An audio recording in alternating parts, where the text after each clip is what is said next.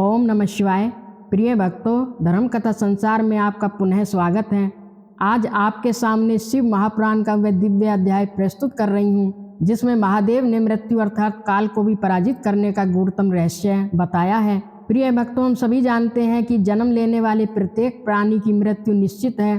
काल अर्थात समय का चक्र इतना शक्तिशाली है कि वह समस्त लोगों का भी विनाश कर सकता है, किंतु क्या कोई उपाय है जिससे काल को पराजित किया जा सके? क्या एक साधारण मनुष्य मृत्यु के भय से मुक्त हो सकता है? चिंता का विषय नहीं है, क्योंकि भगवान शिव के उपदेश हमें आशा प्रदान करते हैं और भय से मुक्ति का मार्ग दिखाते हैं। उनके आशीर्वाद से प्रत्येक भक्त के लिए शांति और आत्मविश्वास का मार्ग प्रशस्त होता है, जो सच्चे आध्यात्मिक पथ की ओर अग्रसर करता है।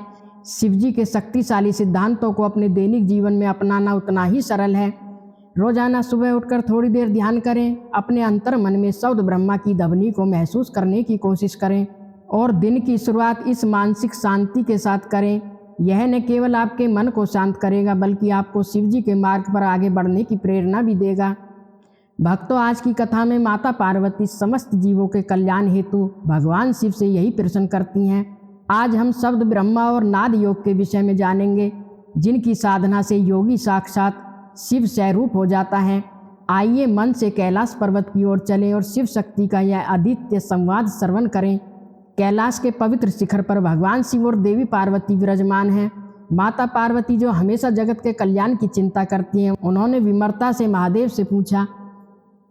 माता पार्वती ने कहा, हे प्रभु, हे प्राणनाथ, यह जो काल है यह बड़ा ही विकराल है। यह काल इतना भयंकर है कि यह आकाश का भी नाश कर देता है और स्वर्ग का भी एकमात्र स्वामी बन बैठा है। हे महादेव, आपने अतीत में अपनी क्रोधाग्नि से इस काल को जला दिया था, लेकिन जब उसने आपकी स्तुति की तो आप फिर से प्रसन्न हो गए और उसे जीवन दान दे दिया। माता ने आगे कहा, हे नाथ, आपने उस समय काल को वरदान दिया था कि वह सर्वत्र विचरण करेगा, लेकिन कोई उसे देख नहीं पाएगा। आपके उस वरदान के कारण आज काल का प्रभाव बहुत बढ़ गया है। इसलिए हे महेश्वर, मैं आपसे जानना चाहती हूँ, क्या इस संसार में ऐसा कोई उपाय है, कोई ऐसा साधन है जिससे इस अजय काल को भी नष्ट किया जा सके? आप योगियों के शिरोमणि हैं, कृपया मुझे ये रहस्य बताइए। देवी पार्वती की बात सुनकर भगवान शिव के चेहरे पर एक दिव्य मुस्कान आ गई। भोलेनाथ ने प्रेम से माता पार्वती को समझाना शुरू किया। शिवजी बोले, हे देवी, सत्य को ध्यान से सुनो। देवता, दैत्य, यक्ष, राक्षस या मनुष्य में से किसी के पास भी बाहुबल से काल को नष्ट करने की शक्ति नहीं है, लेकिन जो ध्यान में लीन योगी है, वे शरीर में रहते हुए भी अपनी योग शक्ति से काल को आसानी से नष्ट कर देते हैं।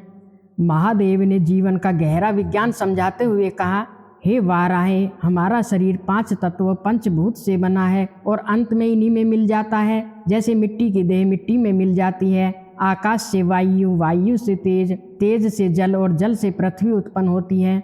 शिवजी आगे समझाते हैं कि जब तक इन तत्वों के गुण शरीर में रहते हैं, तब तक जीवन है। पृथ्वी के 5 गुण हैं, शब्द, स्पर्श, रूप, रस और गंध। जल के 4, तेज के 3, वायु के 2 और आकाश का केवल 1 गुण है, शब्द।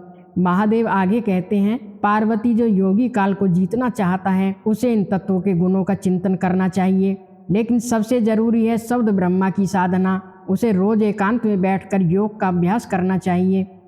प्रिय भक्तों, अब महादेव उस साधना की विधि का वर्णन कर रहे हैं, जिसे नाद योग कहा जाता है। कृपया इसे ध्यानपूर्वक सुनिए।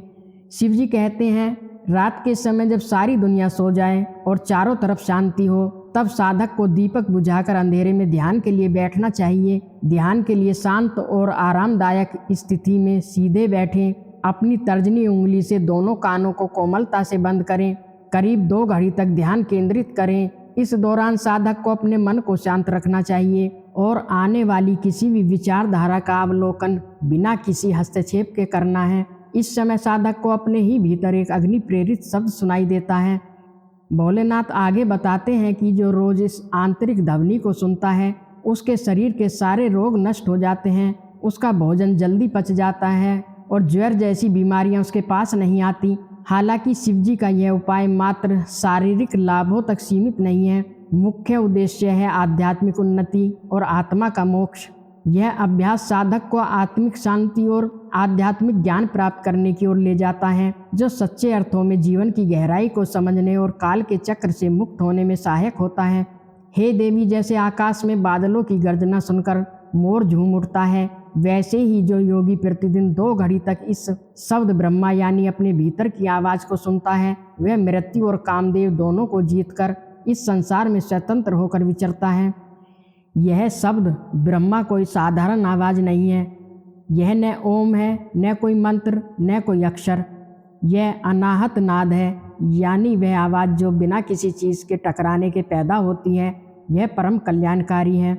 महादेव ने माता पार्वती को बताया कि जब कोई योगी इस अभ्यास को गहराई से करता है तो उसे 9 तरह की ध्वनि सुनाई देती हैं। इसे नाद सिद्धि कहते हैं। नाद सिद्धि का आध्यात्मिक महत्व गहरा है, क्योंकि यह आत्मा और ब्रह्मा के बीच की ध्वनि यात्रा को दर्शाता है। यह साधना योगी को अंदर से जागृत करती है, जिससे उसकी चेतना का एक उच्च स्तर पर विकास होता है। नाद की ये ध्वनियाँ व्यक्ति के भीतर की अंतर्निहित शक्तियों को जागृत करती हैं, जिससे उसके जीवन में परिवर्तनकारी अनुभव होते हैं। आइए जानते हैं कि ये ध्वनियाँ कौन सी हैं और इनसे क्या फल मिलता है। शिव जी कहते हैं, हे प्रिय, अभ्यास करने पर कर्मश ये ध्वनियाँ सुनाई देती हैं। ध्वनियाँ इस प्रकार हैं: घोष, समुद्र जैसी गर्जना; काश्य, सांझ की आवाज़; श्रृंग, सींग या सिंगा की आवाज़; घंटा, वीणा, बांसुरी, दुंदुभी, शंख। और 9वीं ध्वनि है मेघ गर्जना, बादलों की गड़गड़ाहट। महादेव ने इन ध्वनियों के विशिष्ट प्रभावों का भी उल्लेख किया है। जब घोष नाद पहली ध्वनि प्रकट होता है तो वह आत्मा को शुद्ध कर देता है और सारे पापों को धो डालता है। काश्य नाद प्राणियों की गति को रोक देता है और विष या भूत प्रेत के प्रभाव को खत्म करता है। घंटा नाद साक्षात परमेश्वर शिव का स्वर है। यह देवताओं को भी अपनी ओर खींच लेता है और यक्ष गंधर्वों की कन्याएं ऐसे योगी को सिद्धियां प्रदान करती हैं। वीणा नाद से दूरदृष्टि मिलती है, यानी योगी दूर की चीज़ें भी देख सकता है। बांसुरी की ध्वनि सुनने वाले को सारे तत्वों का ज्ञान हो जाता है। शंखनाद का अनुसंधान करने पर योगी इच्छानुसार रूप धारण करने की शक्ति पा लेता है और मेघनाद के चिंतन से योगी पर कभी कोई विपत्ति नहीं आती। शिव जी यह भी स्पष्ट करते हैं कि साधक को इन 9 ध्वनियों तक सीमित नहीं रहना चाहिए। इन सब से आगे एक और ध्वनि है जिसे तुंकार कहा जाता है। महादेव ने अंतिम सत्य बताते हुए कहा, हे वर्णाने, जो साधक इन 9 ध्वनियों को पार करके उस ब्रह्म रूपी तुंकार का ध्यान करता है, उसके लिए तीनों लोकों में कुछ भी असंभव नहीं रह जाता। उसे मनचाही सिद्धि मिल जाती है। वह सर्वज्ञ, सब कुछ जानने वाला और स्वरदर्शी हो जाता है। और सबसे बड़ी बात है, शिव जी कहते हैं, ऐसा योगी साक्षात शिव ही है, इसमें कोई संशय नहीं है। वह जीवन और मृत्यु के चक्र से मुक्त हो जाता है, वह काल को जीत लेता है। अतः शिव महापुराण के इस अध्याय से हमें यह शिक्षा मिलती है कि वास्तविक शक्ति बाहर नहीं है, अपितु हमारे भीतर निहित है। बाहरी शोर में हम अपने अंतर्मन में गूंज रहे परमात्मा के संगीत को अनसुना कर देते हैं।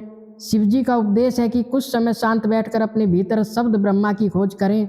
यही अमर तत्व का मार्ग है। यह ज्ञान आपके जीवन में प्रकाश का संचार करेगा। आप सभी के जीवन में सदैव शिव की कृपा बनी रहे और समस्त विघ्न सदा शिव के आशीर्वाद से दूर हों। यदि आप चाहते हैं कि हम शिव पुराण के अगले अध्याय की कथा भी इसी प्रकार विस्तार से प्रस्तुत करें तो कृपया टिप्पणी में हर हर महादेव अवश्य लिखें। धर्म कथा संसार को सब्सक्राइब करें और वीडियो को पसंद करें, ताकि आप धर्म और आध्यात्मिक की ऐसी ही प्रेरणादायक कथाएं निरंतर प्राप्त कर सकें। अगली कथा में फिर मिलेंगे, तब तक के लिए ओम नमः शिवाय, हर हर महादेव।